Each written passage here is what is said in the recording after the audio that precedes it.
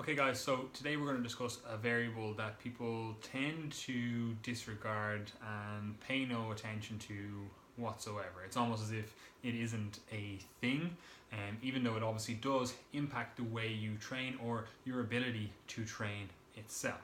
Okay, and this is across the board between males and females. The bigger you are, the smaller you are. It's across all the domains, all the variables that go into making you an individual, especially with regard to your body, are going to be influenced by this, and thus your training is going to be influenced by this. And I'm more so talking about upper body movements. However, it does apply to some lower body movements too. And what I'm talking about is your hand size. Okay, so as a smaller female, you may have noticed in the gym you find it quite hard to do some movements, and it's not the primary muscle that's being fatigued, it's your grip. That's what's limiting you in the lift. Okay, and the same holds true for, say, a larger male. So like I'm 6'5", my hand size, like even for 6'5", my hands are pretty big. Like you can see they're bigger than my head. So I've got pretty big hands. So for me, the way the bar is positioned on my hand, certain grips, like my fingers are way around the bar, it all comes into play when you look at your training program, and also why certain things you're very strong at and why certain things you're just piss poor weak at. Okay, so there are a few things to do about this, but you have to kind of understand what I'm talking about first of all. So I've got a few props here. So we're going to start from my perspective because it's the easiest one for me to explain. Imagine you've got your normal barbell. Okay, so you've got a barbell. It's designed. It's literally just run of the mill, normal barbell. That's for the average population. So obviously, when you're thinking averages, like how many times do you walk into a shop and just pick up the first thing you see off the rail and it fits you perfectly, even if it's your size, even if you're a medium or whatever. It's not going to have the perfect fit. Okay, now sometimes you might stumble across and be like, yes, this is the perfect fit, but 9 times out of 10 the average is not going to fit you perfectly. Okay, so we're all different. We all have our unique, little muscular, skeletal, everything uniquenesses or uniquities, whatever you want to call it. So you do have to take that into account. So again, I walk up to the bar, normal bar, I'm going to do, say, a bench press. Okay, now when I set myself up, first of all, taking into account most people don't even look at where their hands are on the barbell. You do have to think of that first of all. Same with dumbbells. All of them play into account, and what you're effectively looking to do is load through the wrist. Like you don't want to be holding a barbell and it's pulling down here, like the load is going down here. You want to have the load over your wrist because that's going to stack up that strength, that ability to produce force through the wrist and through the other joints itself. Okay, so you want to have the barbell somewhere so that it is stacked across. Ideally, most people like to say, oh yeah, like if it goes across your hand like that position, so when you have it, you can ideally push through the wrist for it. Not having it, some people do like that grip, it kind of suits them better, but it could cause issues down the line. They like to have the bar weight pulling them down here, okay, especially on overhead presses. Now there's some lifts, maybe we can make the argument that that's an okay thing to do. However, for most people, you want to position the bar or the dumbbell or whatever implement it is you're using so that it is lying across the palm so that you can get the weight through the wrist. Okay, now again, we look at me doing the example of the bench press. If I use the same barbell that you use, it's going to feel like I'm bench pressing a twig or a toothpick.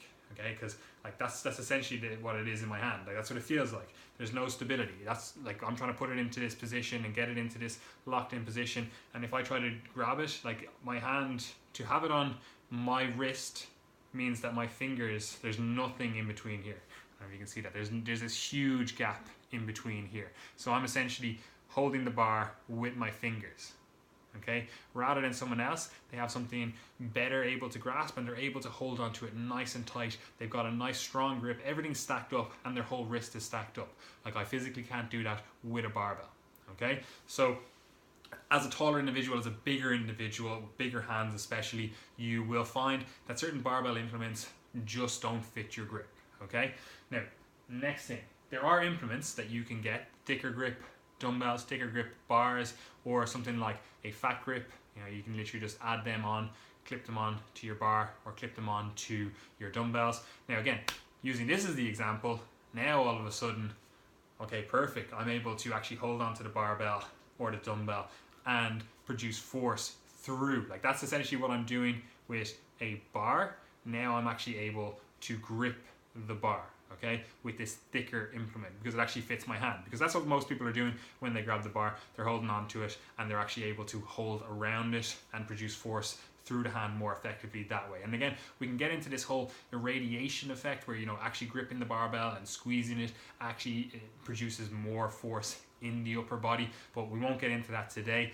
But obviously it is a good idea to actually be able to hold the implement you're trying to use.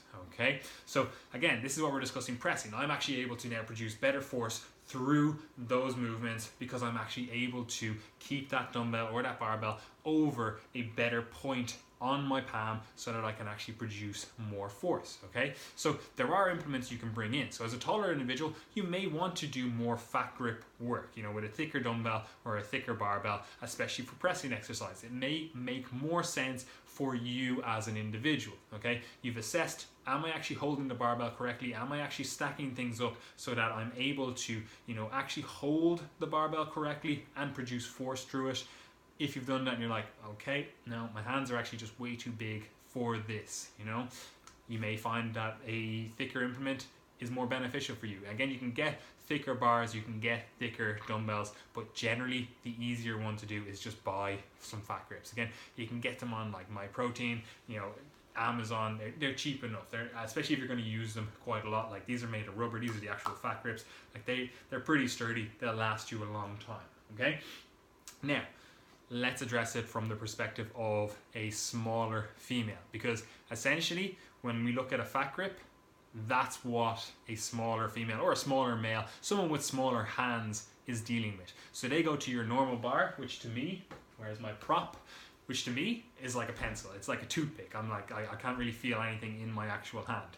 Whereas they go to it, smaller hand, now they can't really get a grasp of it. And now this obviously isn't a great example. You'd obviously want something perhaps thicker because they're not able to get their hand fully around it and get a good grasp of it. So they're kind of pushed off the position with that.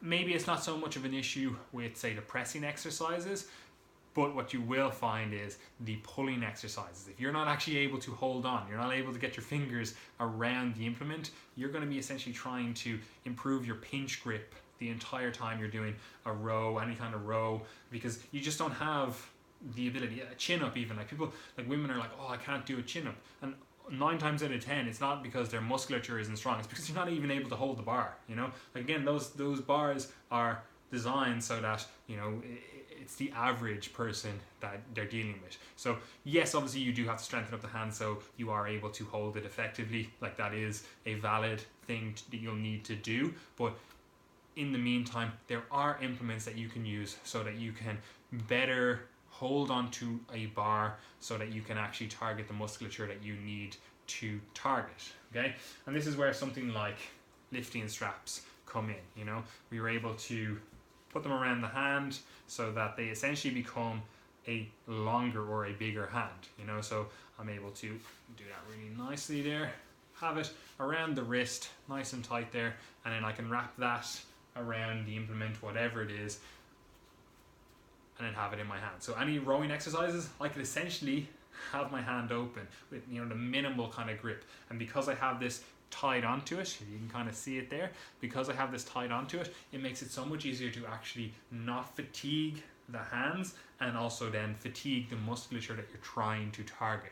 So that is just one variable that you do have to take into account as an individual. How does your actual hand anthropometry affect your ability to train?